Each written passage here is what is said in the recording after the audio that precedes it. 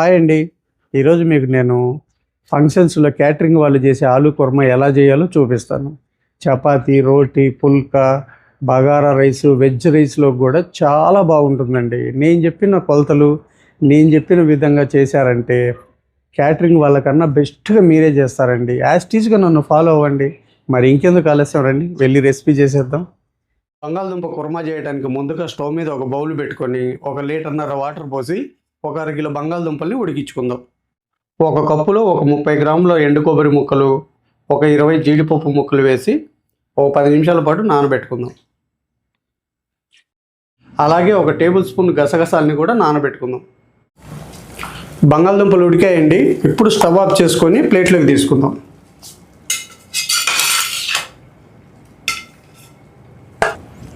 చాలామంది చేసే పొరపాటు ఏంటంటే బంగాళదుంపల్ని త్వరగా చల్లారాలని చెప్పి చన్నీళ్ళల్లో వేసేస్తారు. అలా వేస్తే కుర్మా అన్నది త్వరగా పాడైపోతుంది. ఇంకోటి ఏంటంటే రుచిగా కూడా ఉండదు.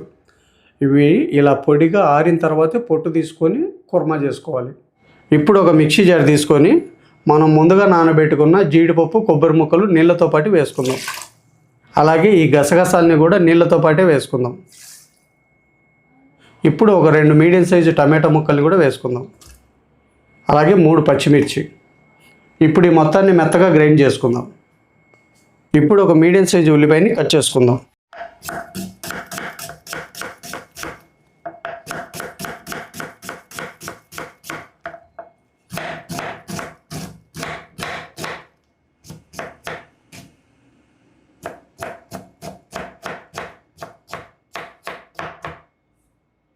కట్ చేసిన ఉల్లిపాయలని ఒక బౌల్లోకి తీసుకుందాం.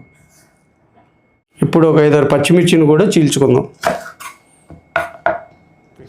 ఇప్పుడు ఒక గుప్పెడు పుదీనాని కట్ చేసుకుందాం.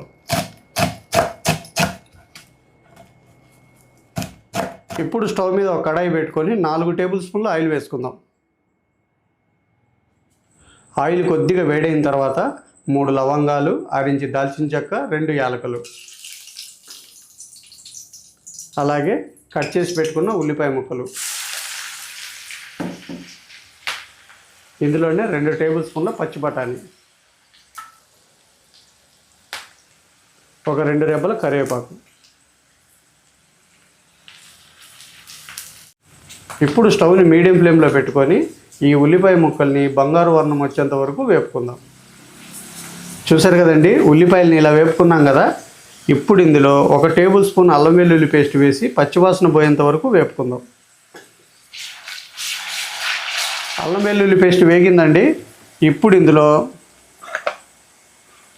1/2 టీ స్పూన్ పసుపు, టేబుల్ స్పూన్ ఉప్పు, 1.5 టేబుల్ స్పూన్లు కారం,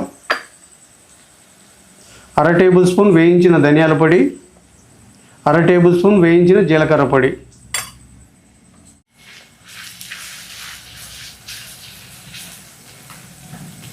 ఇప్పుడు మసాలాలన్నీ ఉడికి ఆయిల్ పైకి వచ్చేంత వరకు 1 నిమిషం పాటు ఫ్రై చేసుకుందాం. చూశారు కదండి, 1 నిమిషానికి మనకు మసాలాలన్నీ ఉడికి ఇలా ఆయిల్ పైకి వచ్చింది కదా. ఇప్పుడు ఇందులో మనం గ్రైండ్ చేసి పెట్టుకున్న ఈ కొబ్బరి మసాలాని వేసుకుందాం.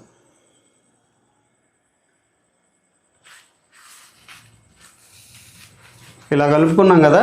ఇప్పుడు స్టవ్ని సిమ్లో ఉంచుకొని మధ్య మధ్యలో కలుపుకుంటూ ఒక 8 నిమిషాల పాటు ఉడికించుకుందాం. చూస్తున్నారు కదండి, 8 నిమిషాలకి మనకి మసాలాలన్నీ చక్కగా ఉడికి ఆయిల్ అంతా ఇలా పైకి వచ్చింది కదా. ఇప్పుడు ఒక 100 ml వాటర్ పోసుకుందాం.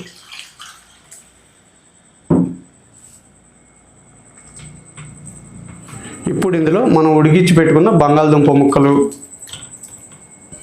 కొద్దిగా పుదీనా తరుగు, 1/2 tablespoon garam masala, 1 teaspoon kasuri methi. ఇప్పుడు ఒకసారి కలిపి మూత పెట్టి స్టవ్ని లో ఫ్లేమ్లో పెట్టుకొని మరో 5 నిమిషాలు ఉడికించుకుందాం.